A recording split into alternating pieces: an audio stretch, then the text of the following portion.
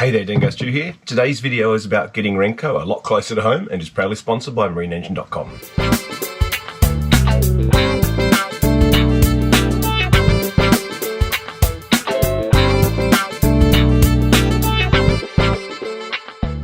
Alright, the time has come to ride up to Forster and bring Renko home. Before I can do that though, I've got to put a new battery in. This battery's cactus, so let's get that done and then get on the road. The seat's not much better, is it? Anyway, I hope it's a battery problem anyway.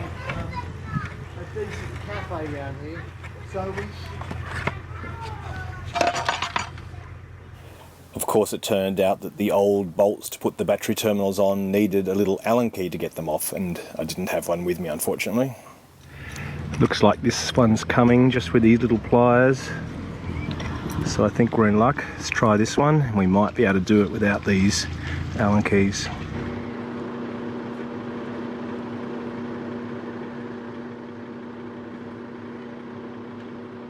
This battery came with a little set of nuts and bolts. The nuts go in under here and then you bolt down. Theoretically I should put a bit of Loctite on these nuts and bolts, but I don't have any, so we're just gonna do it up tight and hope we get there.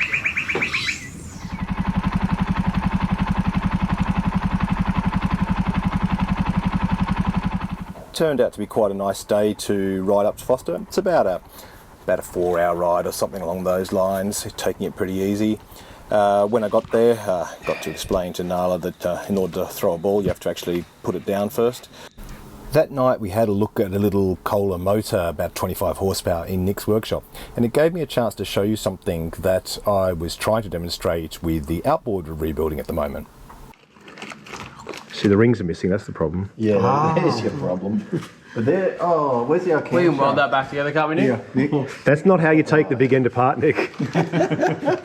Just sitting on top. That's the bit that we amazed, bro. Yeah, we're looking at that camera. Oh, yeah, they're actually really brittle camshafts. Yeah. Like if you drop a camshaft on the ground, it'll do that. The thing I want to show you is that this engine has aluminium conrods with no bearings, and it's obviously had some sort of lubrication failure, and the big end of the conrod has picked up on the crank pin journal and transferred a whole lot of aluminium onto it. So we brushed on the hydrochloric acid to sort of basically get rid of the aluminium but leave the steel untouched. So this is very similar to what we were doing with the bore on the outboard last week. You can see after the aluminium has been dissolved, the crank pin journal looks a lot better than it was originally. Good chance this can be saved. Next morning we went down to Matt's house and loaded the bike onto Renko. Thanks for giving Renko a safe home all this time, Matt. Much appreciated. It hasn't been hard enough. No, it hasn't. Boy. How's it going to go away? I reckon I just got to keep going. Yeah. Watch your back. It's all right. Hang on. I'll go sideways. We're on. Alright. The lengths I'll go to avoid public transport. That's not going anywhere. Except maybe the Hawks, we hope. That's it. Alright, leaving Forster. Home stretch. Thinking Newcastle tonight, anchor up early, back to the Hawkesbury. That's the plan anyway.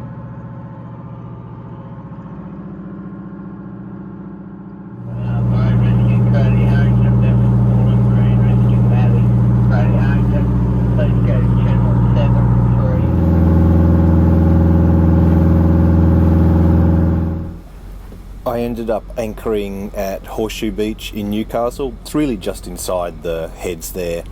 Not the most peaceful place in the world to anchor, but it did mean that I could get a quick getaway again in the morning, which was nice.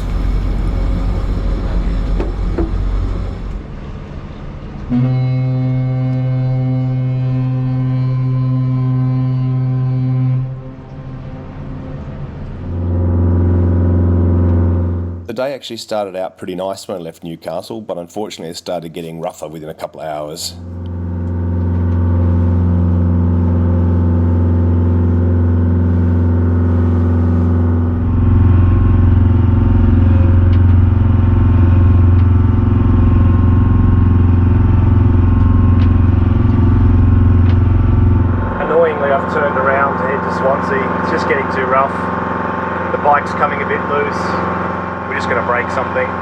frustrating, but I think it's the right decision.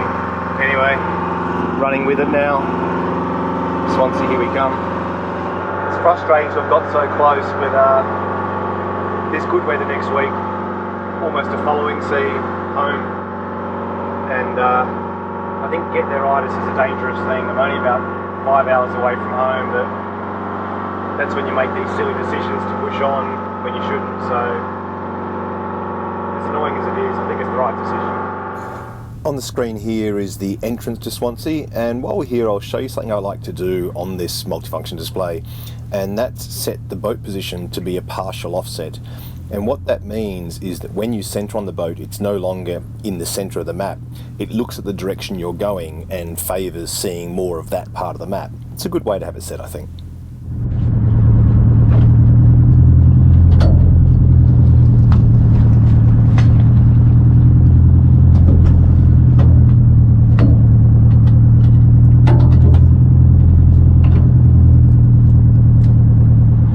Glad I cut about half the length of these horns off. I'd never fit the eyes of these public moorings on otherwise.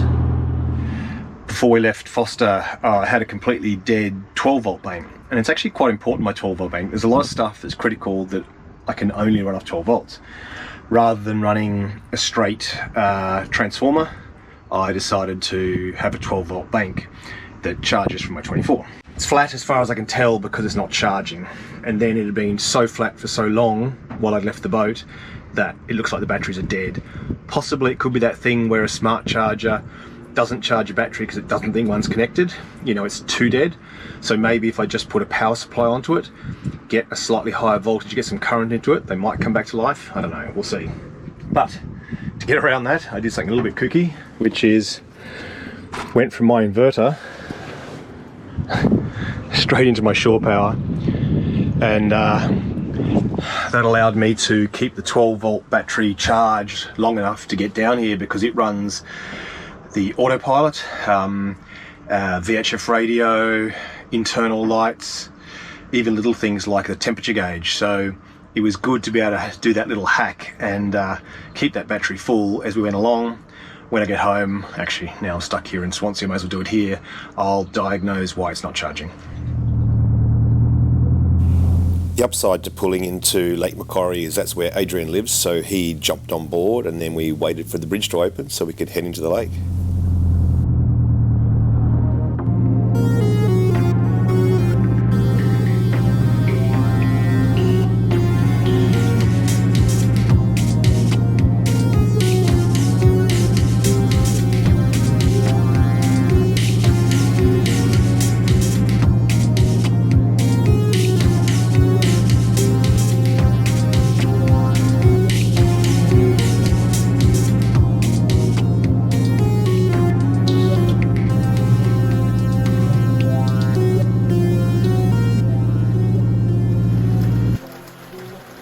Next job was to get a little inflatable boat pumped up so we could get Renko onto a mooring and get back to shore. I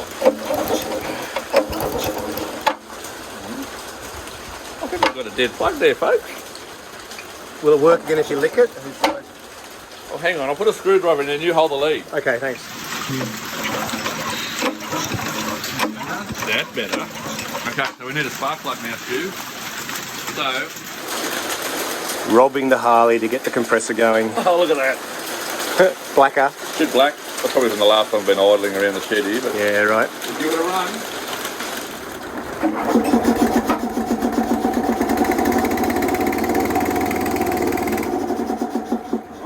It sounds like your Harley too. It does, doesn't it?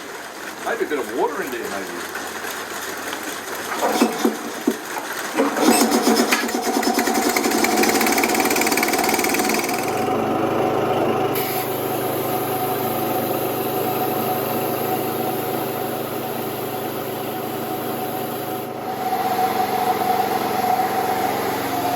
Yeah, it's good.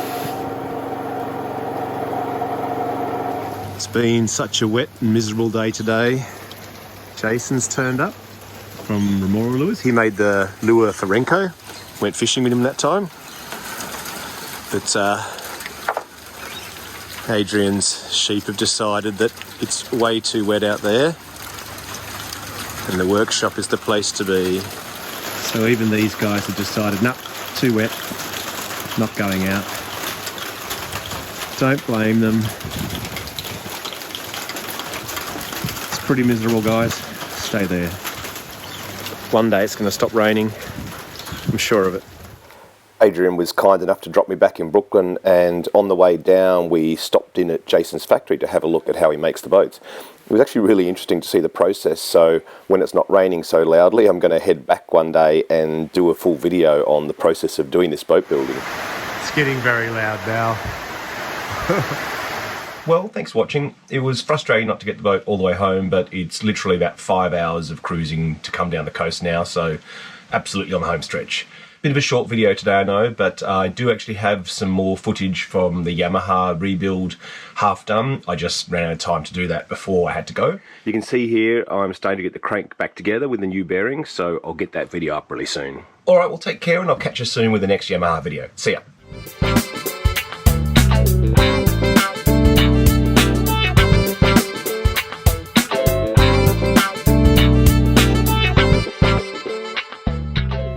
Squad hiding under the banana trees, which we've just harvested. Got lots of bananas off those.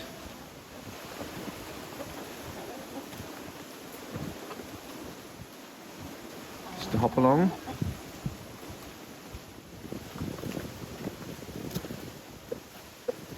Find something to eat. We've already had seed.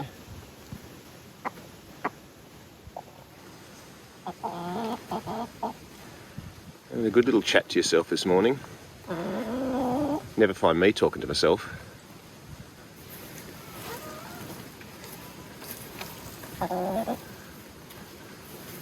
You want me to do all the digging for you, do you? If you don't mind, that'd be good, thanks. Alright, I'm going to leave you guys to it.